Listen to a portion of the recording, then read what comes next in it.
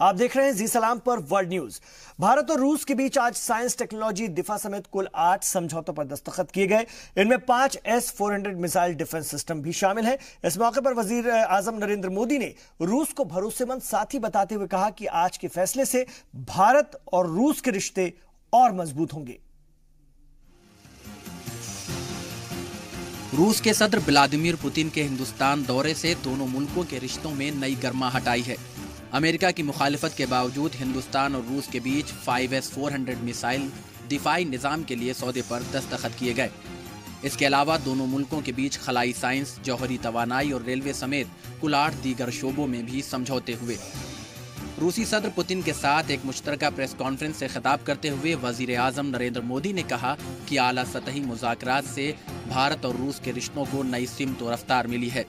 उन्होंने कहा कि तेजी से बदलती इस दुनिया में हिंदुस्तान और रूस के रिश्ते और भी ज्यादा मानाखेज हो गए हैं।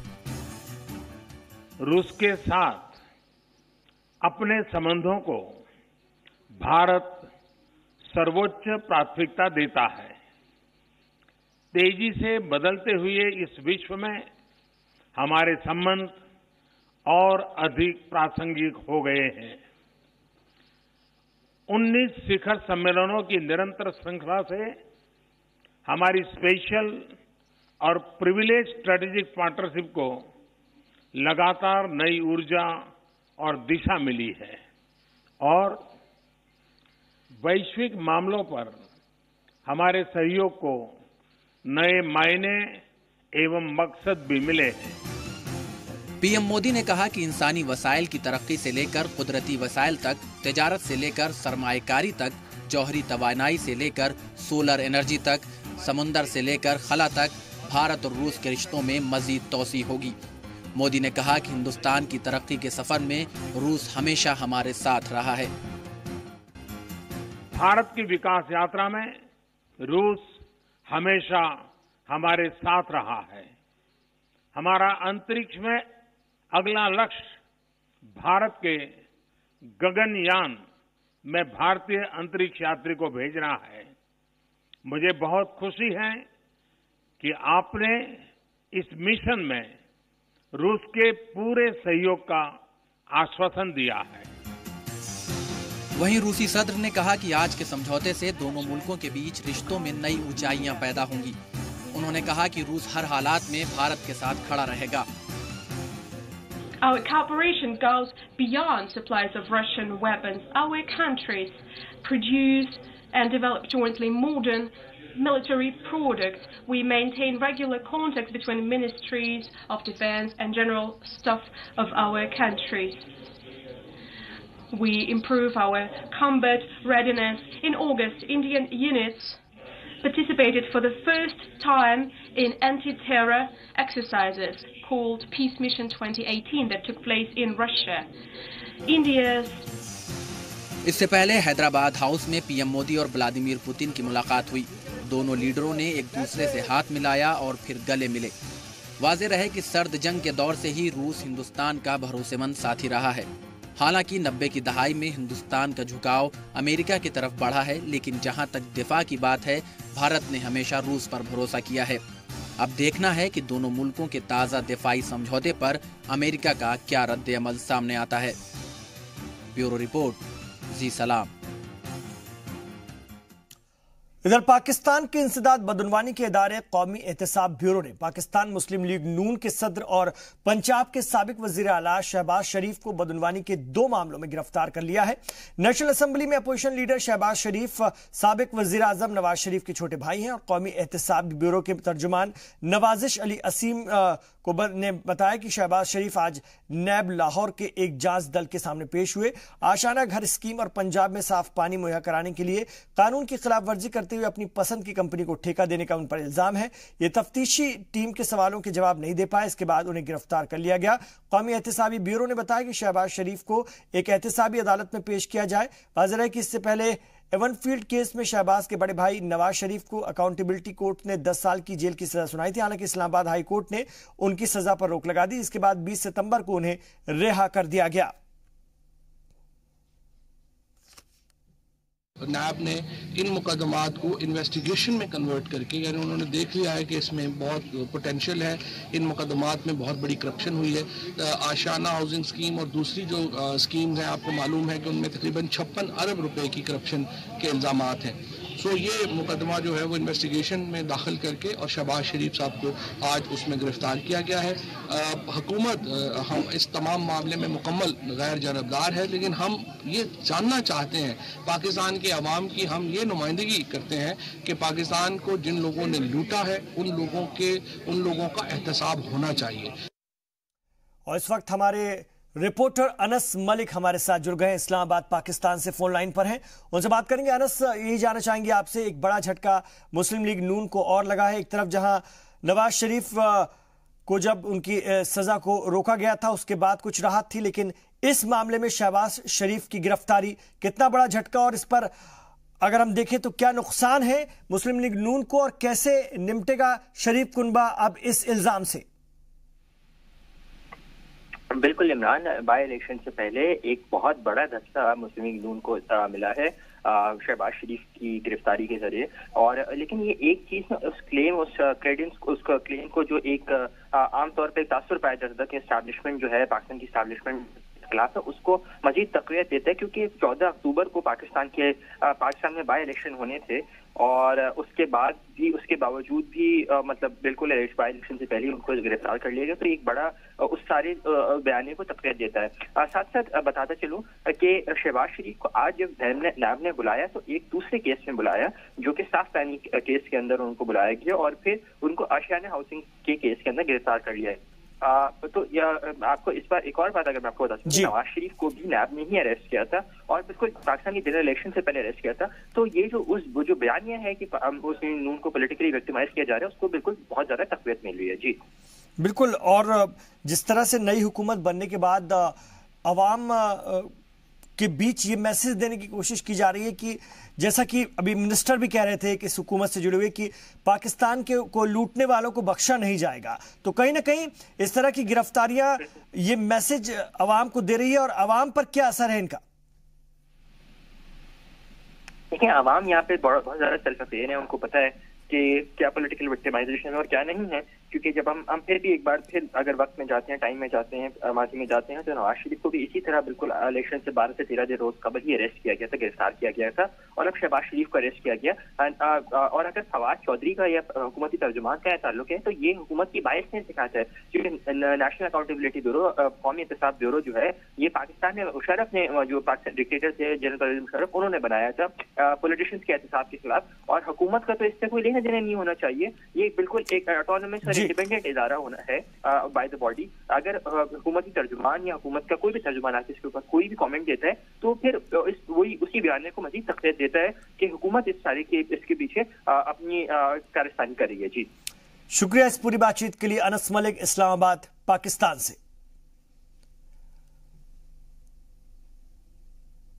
तो पाकिस्तान मुस्लिम लीग नून के एक और बड़े लीडर शहबाज शरीफ को गिरफ्तार किया गया है।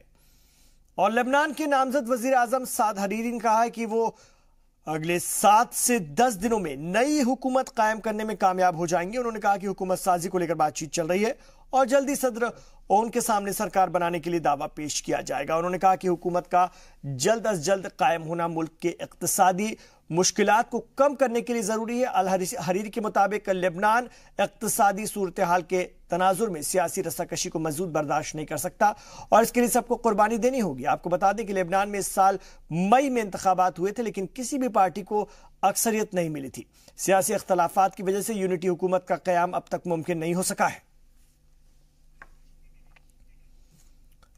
इराक की पार्लियामेंट में सबसे ज्यादा नशिस्तों हासिल करने वाली सायरून इत्तेहाद के सरबराह मुक्तदा अल सद्र ने नामजद वजीर आजम आदिल अब्दुल मेहंदी की क़यादत में नई काबीना में शामिल होने का न होने का ऐलान किया है। उन्होंने एक बयान में अपने मुंतखब अरकान से कहा है कि वो कोई वजारती ओहदा कबूल न करें।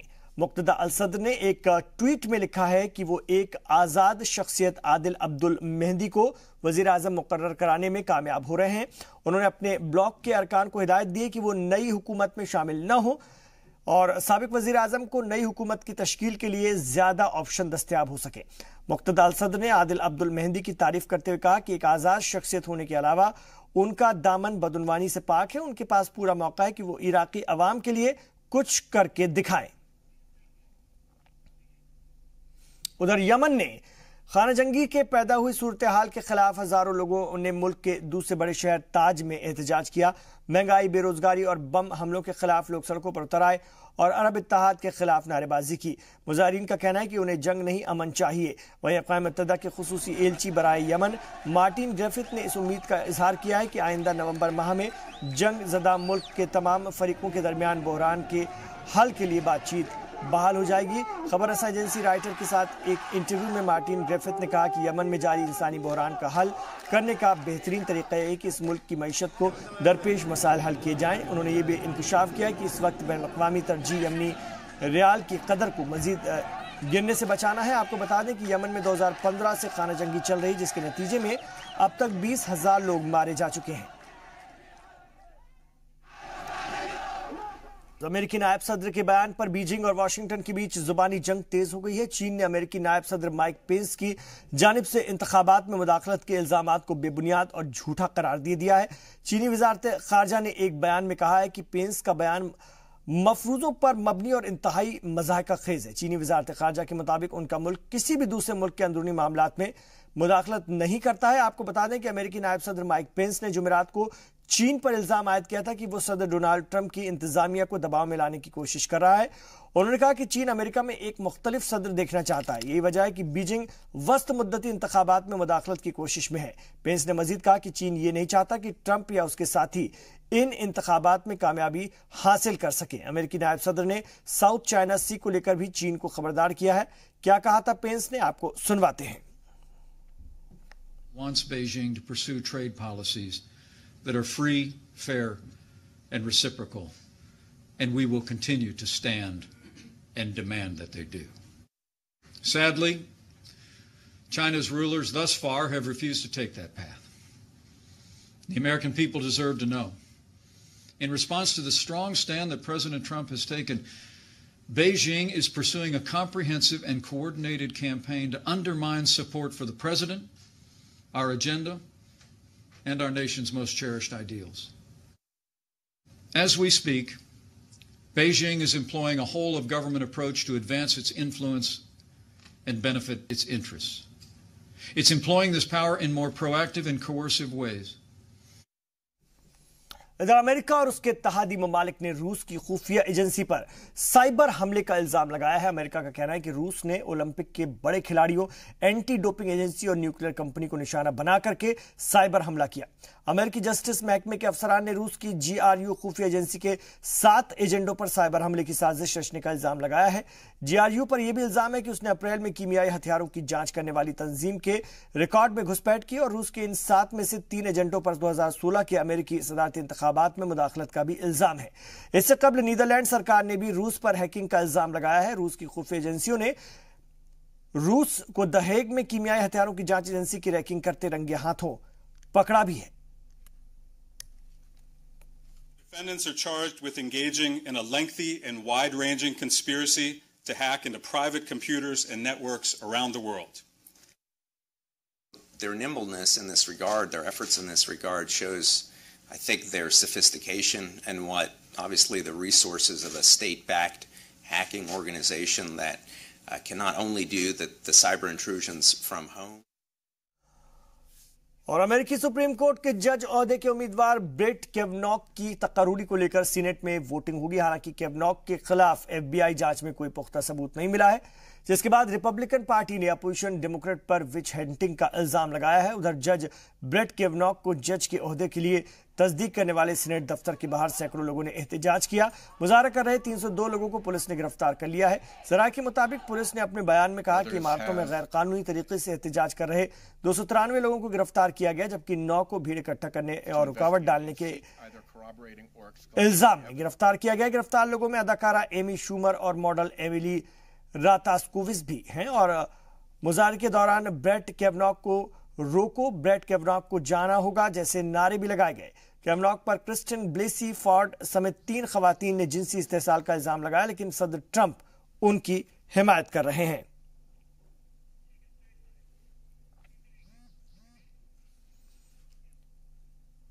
बदनवानी के मामले में जनूबी कोरिया की एक कोर्ट ने साबिक सदर ली म्यूंग बक को 15 साल जेल की सजा सुनाई है। सियोल सेंट्रल जिला कोर्ट ने रिश्वत, गबन और दीगर इल्जामात में उन्हें कसूरवार ठहराया है। जेल की सजा के अलावा ली मायांग बक पर $11.5 मिलियन का जुर्माना लगाया गया है। ली मायांग पर बदनवानी के कई मामले में अदालती जांच चल रही है। ऐसी एक मामले में पुलिस वारंट जारी होने के बाद इसी साल मार्च में उन्हें गिरफ्तार करके सियोल में रखा गया था। हालांकि साबिक सदर ली म्यूंग बक ने खुद पर लगाए गए इल्जामात को खारिज किया है और आला अदालत में अपील करने के लिए 1 हफ्ते का वक्त मांगा है। जनूबी कोरिया के कदामत पसंद लोगों के लिए एक बड़ा झटका है। ली के जानशी पार्क गुनहाई को भी बदनवानी और घोटाले के मामले में कसूरवार ठहराते हुए 33 साल की सजा सुनाई गई है। एक चौंकाने वाले वाकये में बैनुल-अक़वामी पुलिस ऑर्गेनाइजेशन यानी कि इंटरपोल के चीफ मेंग हांगवेई लापता हो गए। मेंग हांगवेई चीन के दौरे पर थे। फ्रांस की पुलिस ने उनकी खोज शुरू कर दी है। मेंग हांगवेई की अहलिया ने फ्रांस में उनकी गुमशुदगी की रिपोर्ट दर्ज करवाई है। जराये के मुताबिक मेंग हांगवेई की अहलिया ने फ्रांस के शहर लायन में पुलिस को बताया कि उनके पति 29 सितंबर को चीन के दौरे पर निकले थे। इसके बाद उन्होंने अपने पति से कई बार बात करने की कोशिश भी की, लेकिन उनसे राब्ता नहीं हो सका। मेंग हांगवेई चीन के रहने वाले हैं और उन्हें आखिरी बार लायन शहर में ही देखा गया था। तब वो इंटरपोल के हेड ऑफिस से निकल रहे थे। तो आपको बता दें कि एक चौंकाने वाले वाकये में बैनुल-अक़वामी पुलिस ऑर्गेनाइजेशन यानी कि इंटरपोल के चीफ मेंग हांगवेई लापता हो गए हैं। मेंग हांगवेई चीन के दौरे पर थे। फ्रांस की पुलिस ने उनकी खोज शुरू कर दी है। मेंग हांगवेई की अहलिया ने फ्रांस में उनकी गुमशुदगी की रिपोर्ट दर्ज कराई है। बात करते हैं साल 2018 के लिए नोबेल अमन अवार्ड का ऐलान कर दिया गया है। कांगो के डेनिस मुक्वेगे और इराक की नादिया मुराद को नोबेल अमन इनाम के लिए चुना गया है और इन दोनों का जिनसी तशद्दुद को जंग में हथियार की तरह इस्तेमाल होने के खिलाफ कोशिशों के लिए दुनिया का सबसे बड़ा ये इनाम दिया जाए। काफी तजब्जुब के बीच साल 2018 के लिए नोबेल अमन अवार्ड का ऐलान कर दिया गया। ओस्लो में 5 रुकनी कमेटी ने अफ्रीकी मुल्क कांगो के डॉक्टर डेनिस मुक्वेगे और इस्लामिक स्टेट के तशद्दुद का शिकार हुई इंसानी हुकूक की कारकुन नादिया मुराद को नोबेल पीस प्राइज के लिए चुना है। जिनसी तशद्दुद के खिलाफ मुतासरा मुहिम चलाने और खवातीन के हुकूक के लिए शानदार काम करने के लिए उन्हें दुनिया के सबसे बड़े अवार्ड से नवाजा जाएगा। नोबेल कमेटी ने कहा कि इन दोनों ने जिनसी तशद्दुद को जंग के हथियार की तरह इस्तेमाल होने के खिलाफ बड़ी लड़ाई लड़ी है। The Norwegian Nobel Committee has decided to award the Nobel Peace Prize for 2018 to Denis Mukwege and Nadia Murad for their efforts to end the use of sexual violence as a weapon of war and armed conflict. Both laureates have made a crucial contribution to focusing attention on and combating such war crimes. Iraq में Islamic state के तशद्दुद का शिकार बनी नादिया मुराद को IS के लड़ाकों ने sex slave बनाया था।